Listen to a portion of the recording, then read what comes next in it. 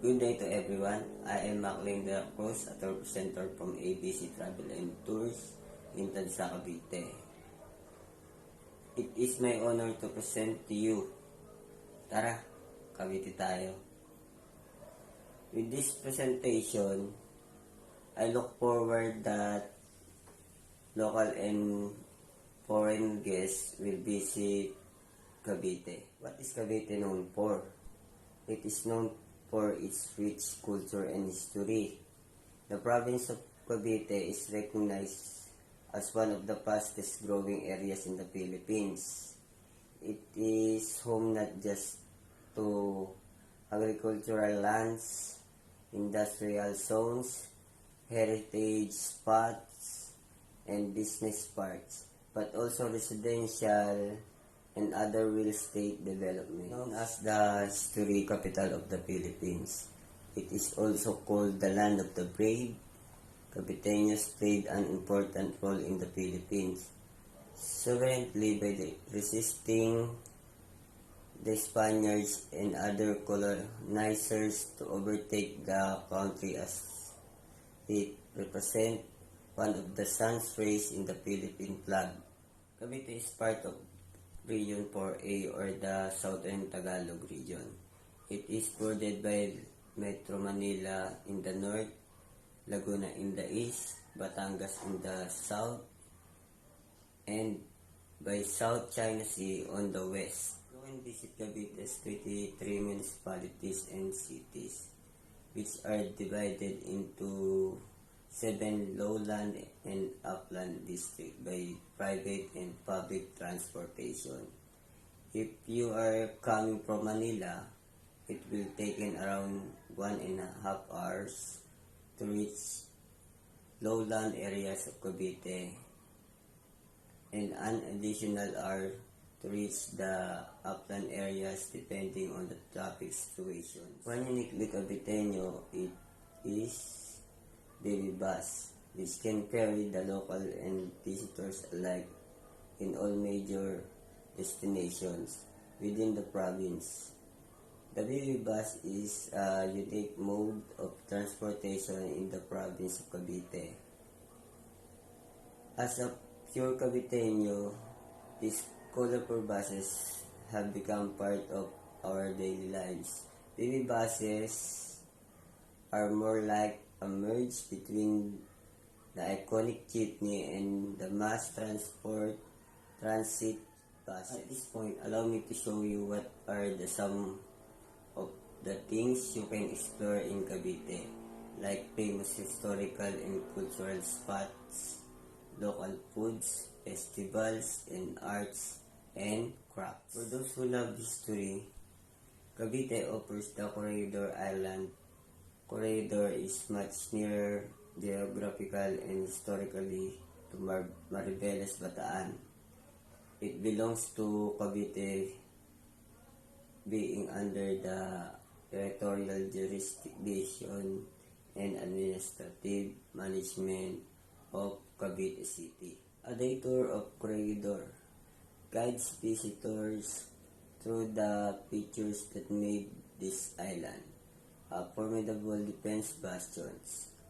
It features gigantic cannons across the island, a mile-long barracks facility that housed thousands of fighting fit soldiers, a Pacific War Memorial Museum with war relics and photos, and a light and sound motivation presentation inside the darkened Malinta Tunnel, where Douglas MacArthur met with Philippine Commonwealth President Manuel L.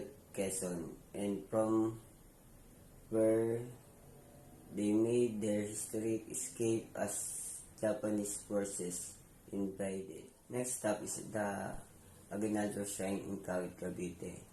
It is the ancestral mansion of the first President of the Philippines, General Emilio F. Aguinaldo. A museum inside houses his life's memorabilia.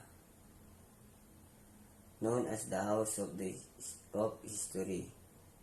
This is where the Philippines' independence was declared by the President Aguinaldo on June 12, 1898. The Philippine flag was first waved in public from a window of the Grand Hall.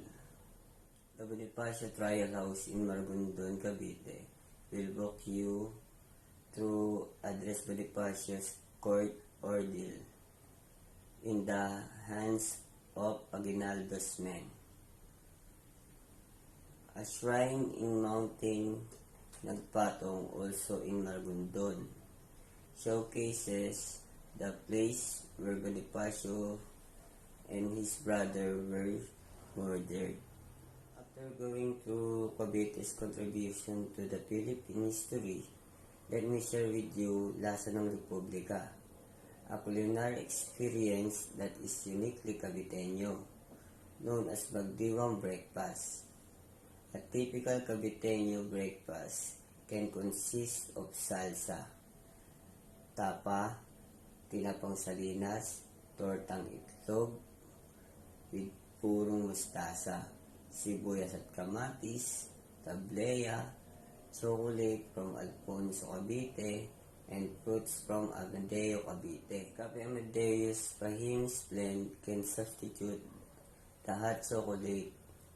It's a kind of coffee with cinnamon-like undertone. The tinapong salinas is made of herring, tungsoy, and should be eaten with a lot of garlic rice, as the smoke and salt are quite overpowering. Tamales are made with steamed rice flour, galapong, pork, chicken, chickpeas, and egg. The star of the show, however, is the famous longganisa made by the Reyes family of Cavite.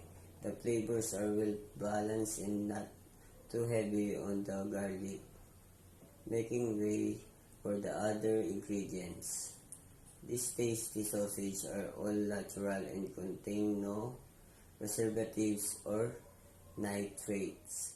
Cavite also has this very flavorful kind of fish sauce called patistansa. Instead of it being made from your typical fish, it is made from alamang or small shrimp. It has a stronger smell and is more umami than regular patis. Just like fun-loving Filipinos, Caviteños love celebrations all years round. So what festivals do they celebrate in Cavite? Have you heard about Caracol? Caracol is a religious procession dance performed during fiestas in Cavite. It is accompanied by folk music played by live marching bands or recorded music. As soon as the image of saints was brought out of the church, the people started to dance their hearts out in showing their sincere devotion and love for their saints. There's a lot of stories of amulets or anting-anting or agimat in Cavite. It is believed that using amulets makes one invisible to bullets or swords. Until now, anting-anting are mainly used for protection, prosperity, health, and strength.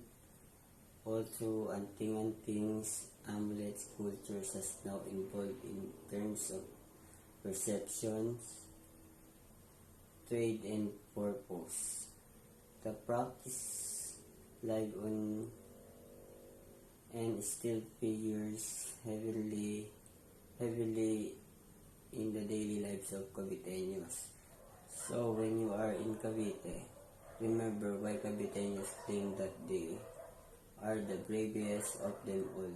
These are just some of historical and socio-cultural attractions that local and foreign guests can explore in Cavite. Let me say that there are more in Cavite. If you are into religious ecotourism and other adventure activities, call ABC Travel and Tours and we can send you tour packages to whet your tour appetite for a very minimal cost. Again, tara, Cavite tayo. Thank you very much.